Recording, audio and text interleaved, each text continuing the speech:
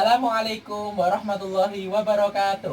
Waalaikumsalam warahmatullahi wabarakatuh. Bagaimanakah kabar kalian hari ini anak-anak? Alhamdulillah baik, Pak. Apakah ada yang tidak masuk hari ini anak-anak? Tidak, Pak. Masuk semua. Baik, sebelum pelajaran kita berdoa dulu ya, berdoa mulai. Terima kasih, berdoa cukup.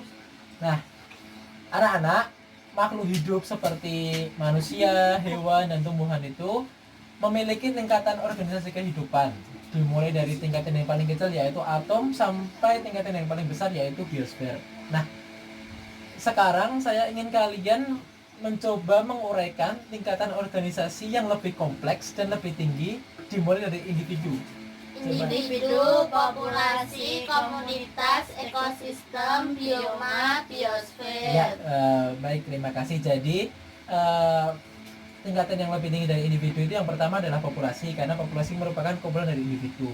Nah, kumpulan populasi itu akan membentuk komunitas, sedangkan komunitas itu akan bergabung dengan komunitas dengan faktor-faktor yang lain akan membentuk ekosistem dan lain sebagainya. Baik, hari ini saya sudah membawa satu media pembelajaran berupa akuarium. Nah, di akuarium ini sudah saya isi dengan beberapa ekor ikan dan ada tumbuhan air juga.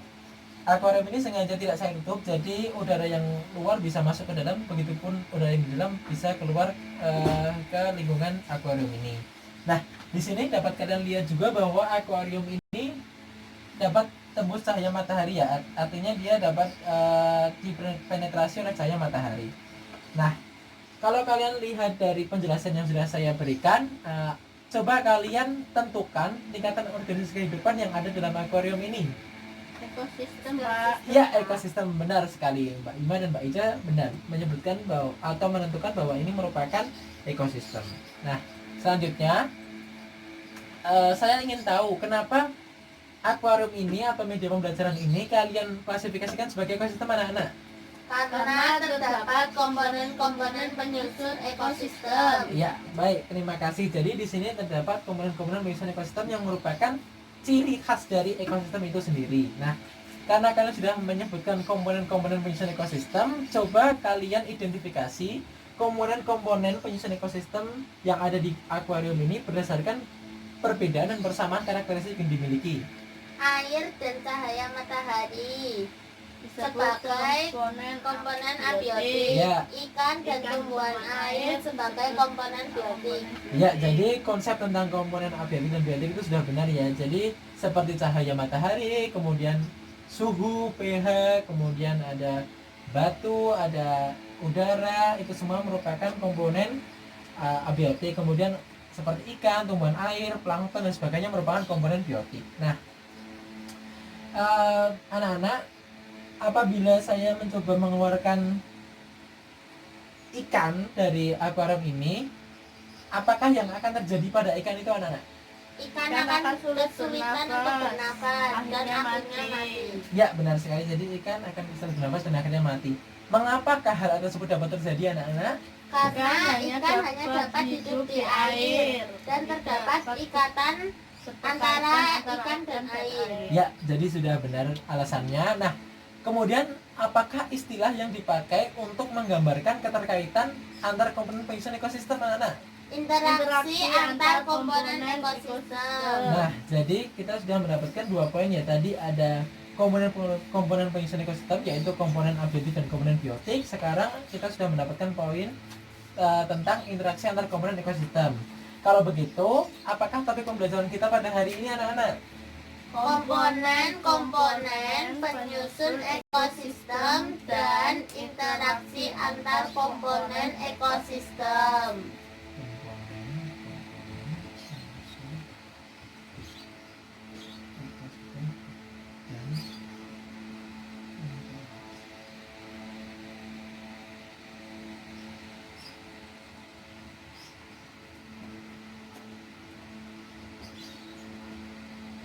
Ya, jadi hari ini kita akan belajar tentang komponen-komponen penyusun ekosistem dan interaksi antar komponen penyusun ekosistem.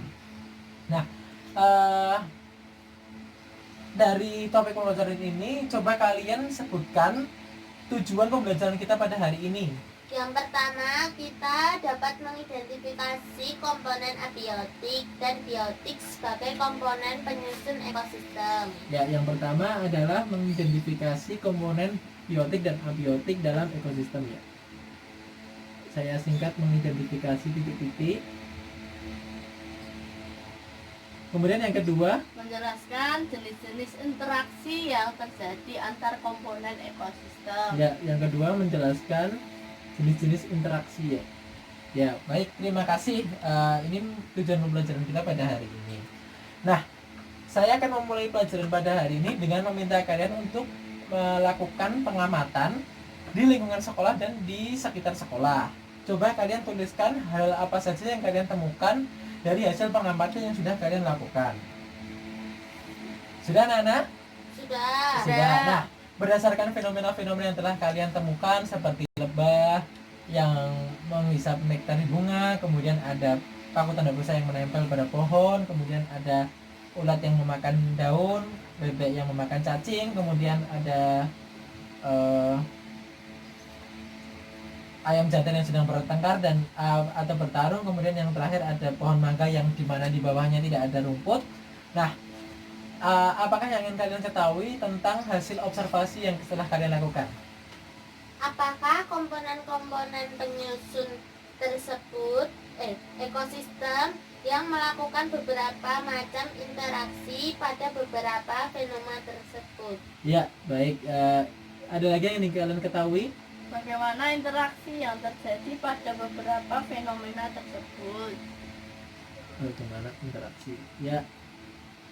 Jadi yang pertama tadi adalah apakah komponen-komponen penyusun ekosistem yang melakukan beberapa interaksi pada beberapa fenomena tersebut. Berarti kita bisa mengidentifikasi komponen seperti biotik dan abiotiknya. Kemudian yang kedua, bagaimanakah interaksi yang terjadi di beberapa fenomena tersebut. Jadi kita tentukan interaksinya. Nah, dari rumusan masalah ini coba kalian jawab sesuai dengan pengetahuan awal tentang rumusan masalah yang sudah kalian ajukan baru saja. Yang pertama, simbiosis mutualisme dilakukan oleh lebah dan bunga. Simbiosis komensalisme dilakukan oleh paku tanduk rusa dan pohon. Simbiosis parasitisme dilakukan oleh ulat dan daun. Predasi dilakukan oleh bebek dan cacing. Kompetisi dilakukan oleh 2 ekor ayam jantan. Antibiosis dilakukan oleh pohon mangga dan rumput. Ya, baik, terima kasih Mbak Ica untuk jawabannya. Untuk yang pertanyaan kedua, ada yang ingin menjawab? Saya, Pak. Ya, silakan Mbak Ima. Simbiosis mutualisme adalah interaksi antar makhluk hidup yang saling menguntungkan. Simbiosis komensalisme adalah interaksi dilakukan antar makhluk hidup dengan keuntungan di salah satu pihak dan ketidakuntungan atau ketidakrugian di pihak yang lain. Simbiosis parasitisme adalah interaksi makhluk hidup dengan keuntungan di salah satu pihak dan kerugian di pihak yang lain.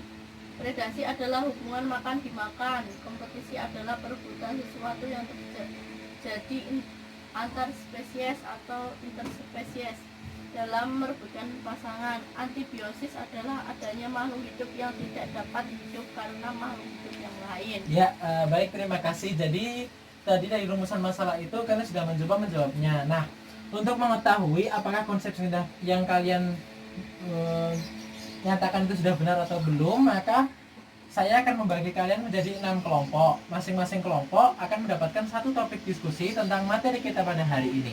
Nah, kelompok 1 akan mendapatkan simbiosis mutualisme, kelompok 2 mendapatkan simbiosis komensalisme, kelompok 3 mendapatkan simbiosis parasitisme, kemudian kelompok 4 mendapatkan predasi, kelompok 5 mendapatkan kompetisi, dan kelompok terakhir mendapatkan antibiosis. Silahkan kalian jelaskan masing-masing definisi dari interaksi ini, kemudian berikan contoh yang lain dari interaksi ini. Hasil diskusi kalian silakan dipresentasikan di depan kelas dan menurut perwakilan kelompok saja. Baik, Pak. Baik, Pak. Nah, apakah sudah selesai diskusinya? Sudah. Nah, sudah. Coba sekarang saya minta perwakilan kelompok untuk mempresentasikan hasil diskusi di depan kelas. Baik, Nak, terima kasih sudah masing-masing perwakilan kelompok sudah memberikan atau mempresentasikan hasil diskusi kelompoknya. Nah, sekarang coba kita cocokkan hasil diskusi tadi dengan jawaban yang sudah kalian buat di awal tadi. Untuk yang simbiosis mutualisme tadi dilakukan oleh lebah dan bunga, itu sudah benar ya. Jadi lebah dapat mendapatkan keuntungan dari bunga berupa nektar, dan bunga dapat mendapatkan keuntungan dari lebah dari hasil polinasi yang dilakukan oleh lebah itu. Kemudian yang kedua ada paku tanduk rusa dan pohonnya, itu juga sudah benar. Jadi paku tanduk rusa ini akan menempel pada pohon inang, tetapi dia hanya menempel sebagai organisme epifit, atau dia tidak akan mengambil makanan dari pohon inangnya. Dia hanya butuh tempat untuk mendapatkan cahaya matahari di pohon inangnya. Kemudian yang ketiga yaitu ada simbiosis parasitisme, yang tadi ada ulat dan daun, di mana ulat mendapatkan keuntungan dari memakan daun, tetapi daun atau tumbuhan itu mengalami kerugian karena mengurangi jumlah daun dan fotosintesisnya. Kemudian untuk yang predasi tadi sudah ada bebek dan cacing, itu sudah benar. Jadi hubungan memakan dan dimakan antara cacing sebagai predator dan cacing sebagai bahan predasi dan bebek sebagai predatornya.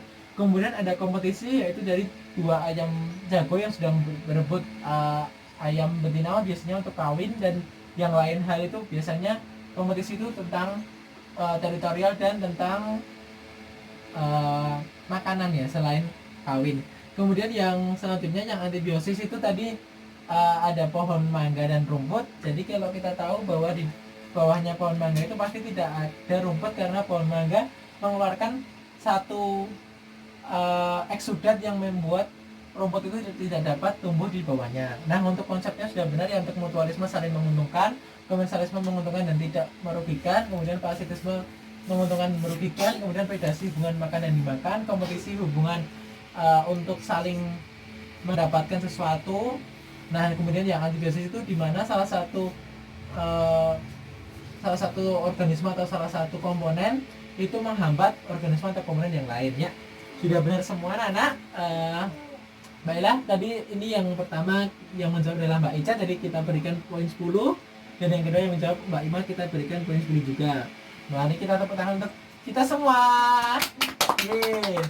Baik, silahkan kalian melengkapi hasil diskusi dari kelompok kalian dengan hasil diskusi dari kelompok yang lain tentang definisi dan contoh-contohnya. Nah, ini saya bagikan lembar evaluasi untuk kalian isi sebagai bahan penilaian saya. Nah, baik, sebelum diakhiri, silahkan kalian mempelajari topik materi untuk pertemuan berikutnya, yaitu tentang perubahan lingkungan. Nah, sebagai tugas atau untuk mendalami materi ini lebih lanjut, maka silahkan kalian membuat peta konsep atau mind mapping dan jurnal belajar mengenai topik materi yang sudah kita diskusikan pada hari ini, yaitu komponen-komponen kehidupan ekosistem dan interaksi antar komponen kehidupan ekosistem. Nah, cukup sekian pertemuan kita pada hari ini. Apakah ada pertanyaan? Tidak ya. Baik, saya akhiri. Terima kasih. Assalamualaikum warahmatullahi wabarakatuh. Waalaikumsalam warahmatullahi wabarakatuh. Assalamualaikum warahmatullahi wabarakatuh. Waalaikumsalam warahmatullahi wabarakatuh. Ya, saya akan mencoba mempresentasikan media pembelajaran yang sudah saya buat, yaitu tentang interaksi ekosistem. Ini berupa mind mapping atau peta konsep tentang jenis-jenis interaksi yang sudah kalian diskusikan tadi dan sudah kalian presentasikan di depan kelas juga tadi. Nah, di sini ada 6 interaksi, yaitu mutualisme, komensalisme, parasitisme, kemudian ada kompetisi, predasi, dan antibiosis. Nah, saya juga sudah memberikan beberapa gambar contoh dari masing-masing interaksi. Silahkan kalian tempelkan atau sematkan gambar-gambar itu sesuai dengan jenis interaksinya. Nah, coba kalian buat dulu, nanti kita bahas kalau sudah selesai. Diidentifikasi juga organisme apa itu dan dimasukkan interaksi di yang mana. Manusia dan E. coli merupakan simbiosis mutualisme. Iya. Ikan badut dan anema laut termasuk simbiosis mutualisme. Nah, Rayap dan flagellata termasuk simbiosis mutualisme. baik. Polong dan bakteri N2 termasuk simbiosis mutualisme. Ya. Yang lain ada yang ingin mencoba mengisi?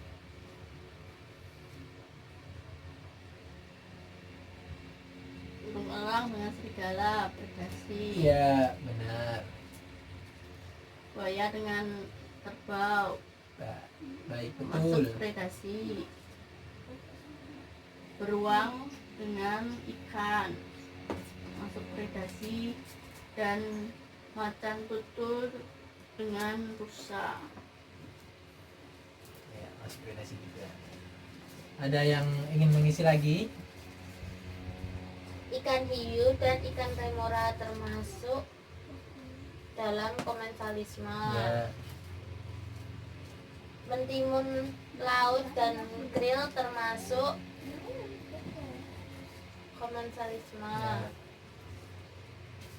Bulu babi dan ikan grebi termasuk komensalisme. ya, Anggrek dan pohon inang termasuk dalam komensalisme. ya.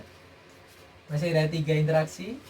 Ada yang ingin mencoba lagi? Kompetisi antar elang. Ya, benar sekali. Kompetisi antar singa.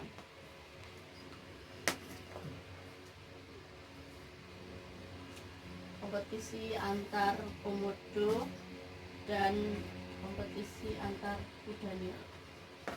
Ya, benar. Masih ada parasitisme dan antibiosis. Alang-alang dan tanaman kebun termasuk parasitisme. Ya, Manusia dan cacing pita termasuk dalam parasitisme. Nyamuk dan manusia termasuk dalam parasitisme. Tali putri dan tetehan termasuk dalam parasitisme. untuk yang antibiosis mungkin contohnya hanya Antibiosis satu. adalah penicillium. Nah, baik, benar sekali. Untuk kalian, kita beri aplaus untuk kita semua.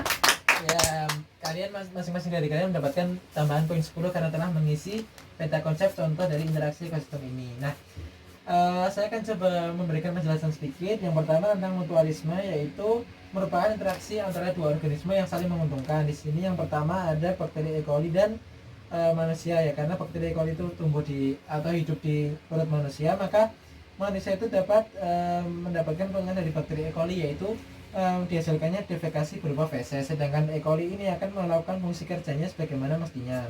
Hampir sama dengan yang terjadi pada rayap dan flagellata. Flagellata juga terdapat di perut rayap. Rayap akan memakan kayu, sedangkan flagellata itu dapat membantu rayap untuk mencerna kayu itu, dan rayap mendapatkan makanan dari makanannya itu. Selanjutnya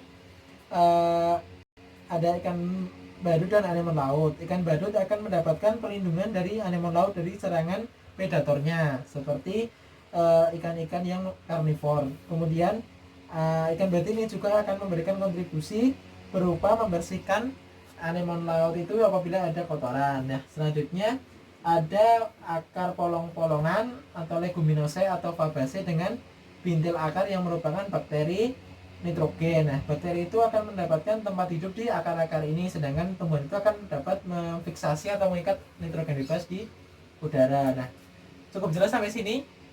Jelas, ya. Selanjutnya yang kedua yaitu komensalisme. Nah, itu yang pertama contohnya adalah ikan hiu dan ikan remora. Nah, ikan remora ini akan mendapatkan sisa makanan dari ikan hiu, sedangkan ikan hiu tidak akan merasa diuntungkan atau dirugikan. Hampir sama dengan ini mentimun laut dan krill. Mentimun laut akan memakan makanan dan sisa-sisa makanannya akan dimakan oleh krill ini. Kemudian yang selanjutnya adalah ikan gobi dan bulu babi. Nah, ikan gobi ini akan mendapatkan tempat perlindungan di bulu babi, sedangkan bulu babi tidak akan merasa diuntungkan atau dirugikan. Nah, selanjutnya ada pohon anggrek dan pohon inangnya. Nah, karena anggrek itu bersifat epifit atau dia tumbuhan yang menempel, dia hanya menempel di pohon inang untuk mendapatkan cahaya matahari, bukan untuk mengambil nutrisi dari pohon inangnya.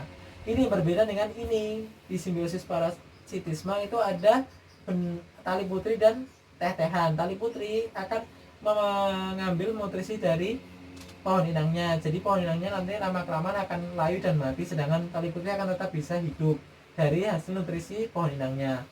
Nah, kemudian di sini ada cacing pita dan usus manusia, ya ini. Jadi cacing pita itu akan mendapatkan nutrisi dari makanan yang dimakan oleh manusia, sedangkan manusia akan merasa dirugikan karena nutrisinya diambil oleh cacing pita itu. Kemudian di sini ada alang-alang dan tumbuhan kebun.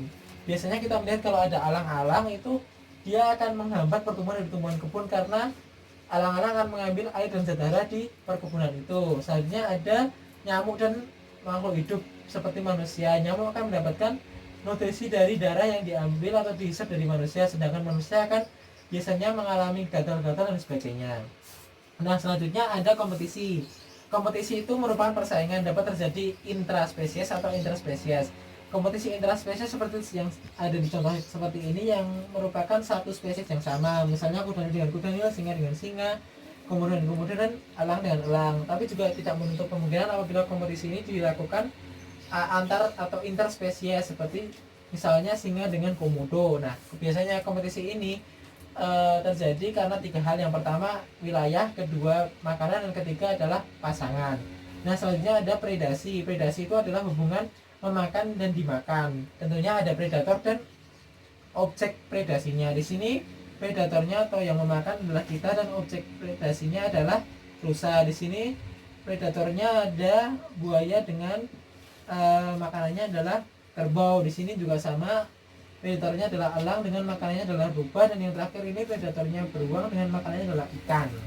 Nah, yang terakhir adalah antibiosis. Antibiosis itu merupakan hasil interaksi di mana satu organisme itu mengeluarkan satu senyawa atau satu zat yang dapat menghambat pertumbuhan dan perkembangan organisme yang lain. Contohnya adalah penicillium ini. Penicillium ini biasanya mengeluarkan satu zat bernama penicillin yang dapat menghambat pertumbuhan mikroorganisme yang lain. Nah, sampai sini ada pertanyaan anak-anak? Tidak. Baik, sudah cukup jelas ya. Jadi ini merupakan salah satu contoh media pembelajaran yang dapat kalian buat untuk memperkuat konsep tentang interaksi ekosistem. Nah, cukup sekian yang dapat saya sampaikan. Kurang lebihnya saya mohon maaf. Wassalamualaikum warahmatullahi wabarakatuh. Waalaikumsalam warahmatullahi wabarakatuh.